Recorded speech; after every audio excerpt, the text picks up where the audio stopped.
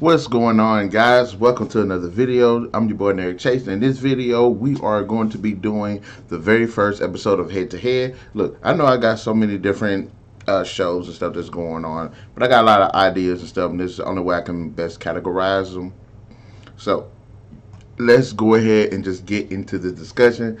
On Head to Head, we're basically just pitting two different ideas or parties or whatever against each other, regardless if they're character to character, franchise to franchise, actor to actor, actress to actress, just generally anything like that, video game to video game, just basically anything what we're just comparing to. And there's even episodes I'm going to be doing where we're going to be doing cross media, which I can't wait to get into some of those. But this time around, I wanted to talk about Dracula. I've got a couple on my website that I've done a while ago, but I'm going to go ahead and do those in video format here too. So stay tuned for those. But episode 1, we're going to be talking about Dracula. And I was watching Bram Stoker's Dracula, and I was like, man, this is a freaking sweet movie. So I wanted, and I thought about like, okay, Dracula is one of my favorite characters. I got my like top 100 characters, movie character list, and he's in there. So I was like, okay, he's pretty cool. He's got all these great abilities. What other incarnation of Dracula has similar abilities? And if I could pit them together, you know, who would they be? How would I go about their abilities? Just all that. And I thought about it, and this is basically what I end up coming up with. So the 3 contestants, because sometimes it's going to be 2, maximum 4, but I'm just going to try to mainly stick to 2 to maybe 3. But the 3 contestants are Luke Evans' version of what's this? Okay, Vlad the Impaler from the 2014 Dracula Untold. We have the Vladis Dracula from the 2004 Van Helsing, and we had the Vlad Dracula from the 1992 Bram Stoker's Dracula. So without further ado, guys, let's go ahead and get into this. Now, there's a lot of things to consider when I'm going down this list. And as y'all see my other videos, you know I've got different categories where I'm rating these characters on. So let's go ahead and talk about them. First, let's actually talk about the character themselves. Now, I honestly, I'm kind of on the fence about this. No, I'm not going to go character first. I'm going to go with the actual story. Okay, in terms of the actual story, what we're talking about is which one of these has the best, I guess you could say, going on origin story. I'm honestly a bit conflicted on some of these because I do like the origin story for the Luke Evans version as well as the Bram Stoker's. Now, the issue with this being we don't really know the origin story for the one that was in the 2004 Van Helsing. It was touched upon but never actually fleshed out. So I might have to just go ahead and edit, just disqualify that character since we don't know what the hell his origin is. But in terms of origins, you do have Vlad the Impaler from the Bram Stoker's. He was a badass warrior who was a part of this Order of the Dragon that was fighting off Turks, and after just an extensive battle, he ends up prevailing, and unfortunately his wife ends up killing herself because she thought that he had died due to a false message sent by one of the Turks. So he ended up basically cursing, you know, renounces religion, renounces God, and drinks some, I don't know where that blood came from, just some blood that showed up, and he becomes Dracula. And there's a little bit too much of a fast twist. It wasn't really like a gradual thing, but you can kind of understand. I wish it had been a little bit more gradual. Now, in terms of the Dracula Untold, he ends up Vlad ends up going to acquire this demonic power from this master vampire because Persians are knocking at his door. They want to take his children to enlist in the army, and if not, then it's all out war. He decides not to sit here and doom kids to fight in a fucking battle because he actually has, you know, common sense. But they didn't do stuff like that. But they didn't have it back then. They was like, everybody can get it. So he ends up basically being just sacrificing himself to acquire this power that he doesn't really want, but he's using it and utilizing it. Now, in terms of the origin story, I think both of them are pretty solid. I do think that Luke Evans version is a bit more like understandable because people do things for the people that they love. So, and I would rock a little bit more with Bram Stoker's version, but I think his terms a little bit too fast, and plus, it's one his wife was a fucking idiot. This broad just killed herself. But she just did it. But okay, and plus I think, and plus the one good thing, interesting fact about it, because a lot of times when you go on, you're watching Dracula films, it is him going on the basis that he's always enthralled with a woman that looks or like the reincarnation of his wife, and almost a lot of his films and stuff. And in both of these films, honestly, they do touch on that. Vlad's in Bram Stoker's, his wife killed herself, and then like 100 years later or whatever, however long the time period was, whatever, he ends up getting enthralled by this Mina Harker that looks just like his wife. So, and even with the Dracula Untold version, his wife ended up dying in the movie, and then it comes to present day, he's still alive. He ends up meeting a woman named Mina Harker that looks just like his wife. So, in terms of like the actual origin story, I think I could rock with Luke Evans. So we'll give the origin to Luke Evans' version. Now, in terms of the characters, all three of them have interesting quirks, but I will say, in terms of the actual characters, the most pronounced to me actually is the one from the Van Helsing movie, because he was funny, he was over the top, but at the same time, at moments he could be a bit charismatic. He was more erratic. The other two were very serious, but I think his take on the character was a hell of a lot more interesting. He had actually some really good one-liners. The character from Dracula Untold, which is kind of hard balancing all three of these characters out in my head. But the character from Dracula Untold was a bit more of a serious character because everything that everything was like life or death to him. There were very few moments of levity. And then not only is he having to deal with Persians knocking at his door trying to save his people, but at the same time, he's dealing with not trying to give in to being a vampire, because if you watch the film, he had 3 days to not drink blood and he would turn back human. So he had to resolve everything that he could in 3 days. So, like I said, his motivations and stuff is all understandable, but there wasn't really much to his character like that. I mean, I like Luke Evans as an actor, but at the same time, he typically just plays the same role in a lot of his like very serious character. So, and then Gary Oldman's version that was in Bram Stoker, he was actually pretty cool. Yes, he was a jackass and he was killing people and he was doing all of this terrible stuff, but you end up rooting for his character because you want him to have this relationship with Mina, and you see him as more as a tragic character. Yes, and in moments where he's with her and they're actually going out to eat and stuff, and then this gives the character a lot of depth as well. Despite all the stuff that he did, when he was at one moment he was going to bite Mina, and he could have just took her, that'd have been it, but he didn't. He said he wanted her. He said he wanted her to just fall in love with him and give herself to him. So that actually gives a bit more depth to him. Now, again, I do like the one from Van Helsing for the simple fact they just had such a crazy personality. I thought he was a fun character. I thought he gave a lot to the film. Yes, cheesy. Yes, poorly written. Yes, over the top, but completely fun. So in terms of the character itself, with himself, I will say the Van Helsing version gets it. Now, I've talked about the character and I've talked about the origin, and I'm going to talk about something that's a little bit in between, and that's the motivation for the characters. Now, each one of these characters do have 3 different motivations, which great. Now, let's talk about the Luke Evans version. Luke Evans' version of Dracula, again, was motivated to protect his people. Admirable, 2 thumbs up. Cool guy. He's got a family. You're rooting for him to protect his family. You're rooting for him to protect his kingdom. Okay. All for it. Then you got Van Helsing version of Dracula, where his motivation is to basically be just an asshole. He's a cool, interesting asshole, but he's an asshole nonetheless. He basically wants vampires to run everything. His children cannot live, and his sole motivation is basically to bring life to his hundreds of thousands of children, so that they can run everything. They can rule the world.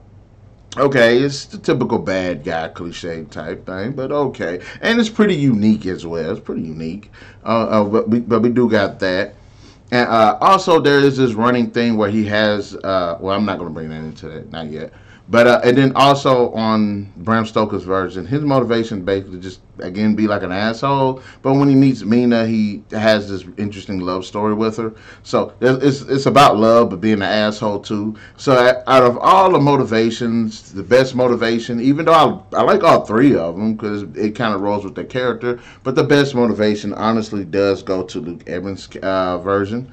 So there is that. Now let's get into the nitty gritty, the best part of it. The fucking powers. That's the main thing that I wanted to talk about when it came to this video. Let's talk about their abilities. Now, all of them have these like awesome ass abilities that are just fucking just out there. And I really like that because I like Dracula just being this badass and he can do all of this crazy ass stuff. So let's talk about this. Alright. In terms of the Luke Evans version of the character, he's basically a superhuman.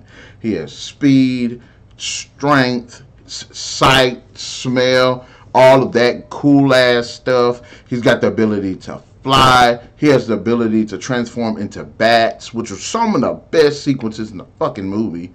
And he's also got this badass ability to control bats. I know y'all saw it in the commercial. He just brought his hand up like that, and the bats just came together in this big-ass fist, and he brought that crap down. I feel sorry for the bats, because a couple 100,000 of them probably could have died from that, because they hit the ground pretty hard.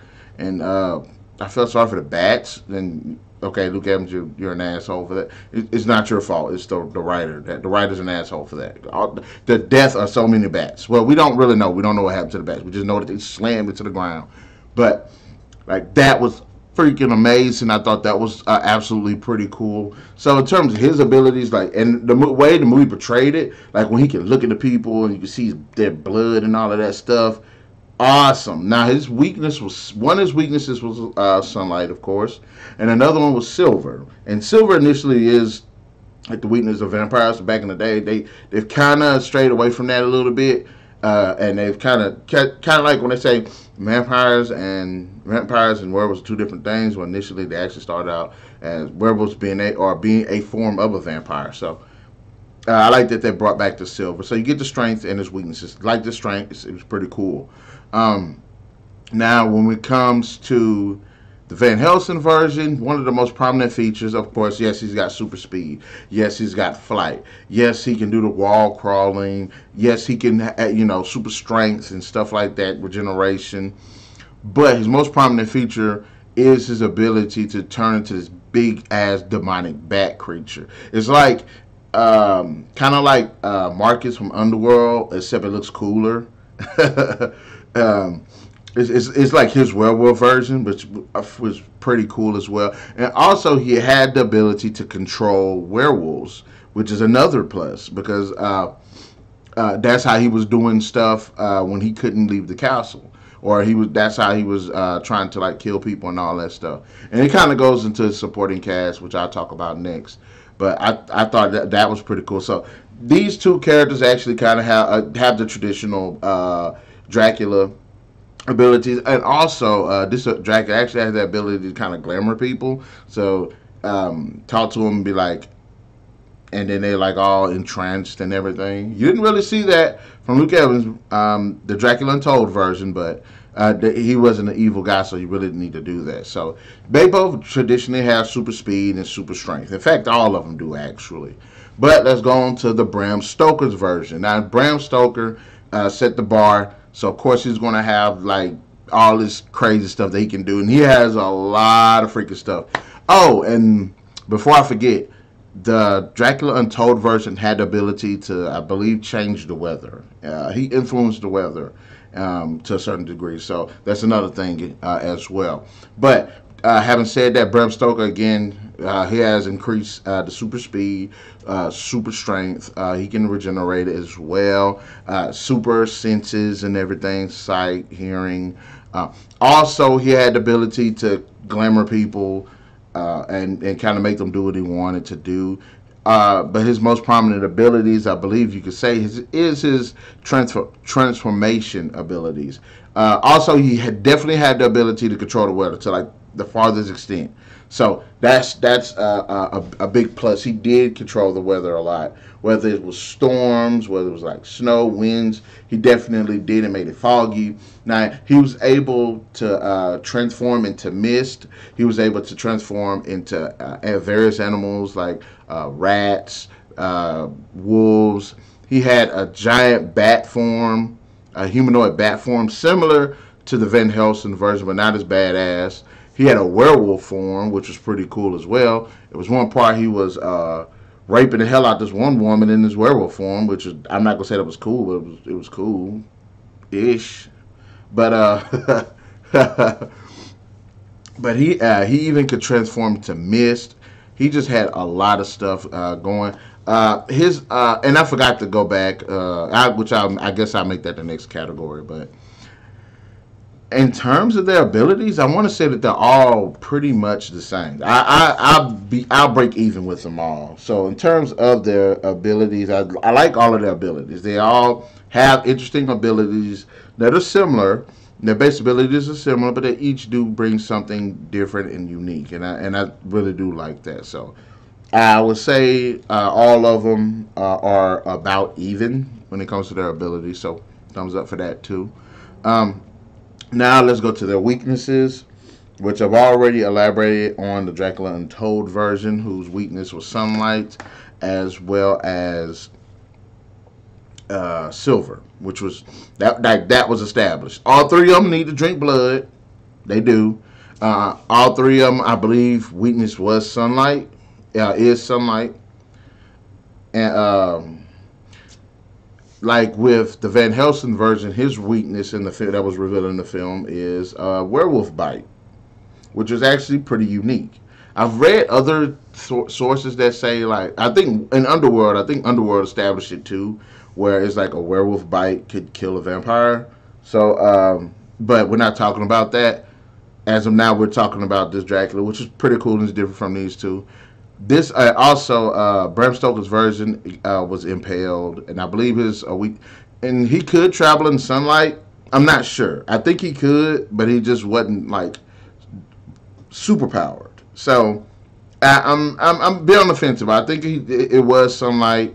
Yes, he needed to drink blood, but his another one of his weaknesses was like he had to sleep in the dirt that was from his homeland. Otherwise, he would get weaker. Like that's pretty unique, and yes, that's like this. He again set the bar, so that's what he had to do. So that's about his weakness. I think they all got pretty interesting weaknesses, and they are different. Although there are some base things, but they're not really explored like that.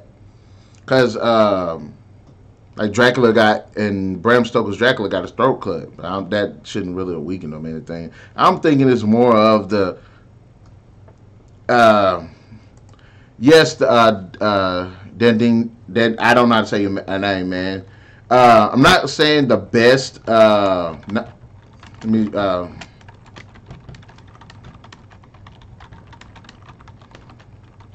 Yeah, I'm not saying the best version of Dracula. Just simply these three. And I'm not sure if you've been here, but we're comparing the Dracula from Dracula Untold, Van Helsing, and Bram Stoker's Dracula. I went down the list and I talked about the characters themselves, their origin story, their motivation, their abilities, and their weaknesses. And now I'm just going to go into their supporting cast. I think all of them have a pretty cool supporting cast. Along with the Dracula Untold version, you do get to see, you know, his family, and you get to see all of his friends and the people in his kingdom and everything. And you get a pretty interesting, badass Persian antagonist. So thumbs up to him. I do like the brides of Dracula from both the Van Helsing film and the Bram Stoker. I think that the brides of Dracula have to be these sexy-ass women that are completely seductive and do crazy-ass shit. And thumbs up to them because they were all dangerous, they were seductive, they did crazy-ass shit. So in terms of these two, I would definitely say, and even with the other characters they had to fight, both of them had to fight Van Helsing and these people that they've, that's backing Van Helsing. So if I would say it, like the supporting cast wise, I would say the Van Helsing version of Dracula and Bram Stoker's version of Dracula definitely had a really good cast of characters. Better than the Dracula Untold, unfortunately, but hey, you can't win them all. Let's see.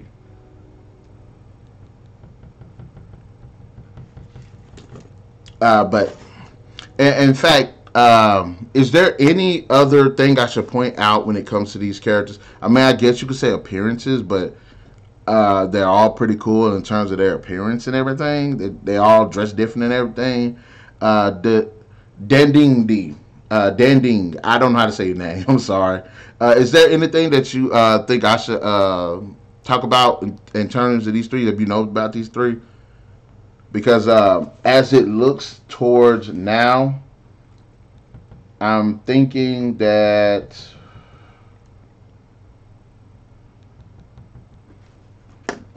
let me see which one of these won this out. Let me see. We have Luke has 1, 2, 3, 4.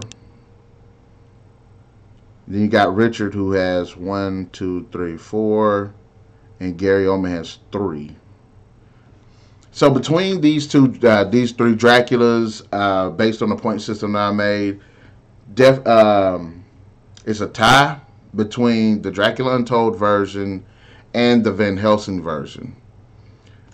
Yes, yeah, I really like the 3 Vampire Brides as well, especially the ones from Van Helsing. They were awesome. I do like the ones from Bram Stoker's, and I wish they could have had been a little bit more in the spotlight or something. But I agree, they were the 3 brides are always cool. And I think also when it comes to a Dracula film, it would be cool to have 3 brides in it as well. But I guess we will wrap things up. I've already said it looks like so far just in this right here on the initial things that I've already got stated, and hopefully we can definitely come back with more of these with Dracula and everything with like Ken or Madam B or Zach. But now, as of now, the 2 winners are the Van Helsing version of Dracula and the Dracula Untold. Despite the movies not being as good as Bram Stoker's, so. But anyways, guys, in the comment section below, let me know your thoughts about this video. Which one of these Draculas wins out in terms of the character, origin, motivation, abilities, weaknesses, and supporting? Which one of these is your absolute favorite? Who has the best abilities? Let me know why you feel that way. Also, be sure to hit that like, share, subscribe, and that notification button to get the best of what's going on in this channel. And stay tuned for another video, because this time I think I might try to do the mummies. So without further ado, we'll catch you guys later. Thanks for staying tuned.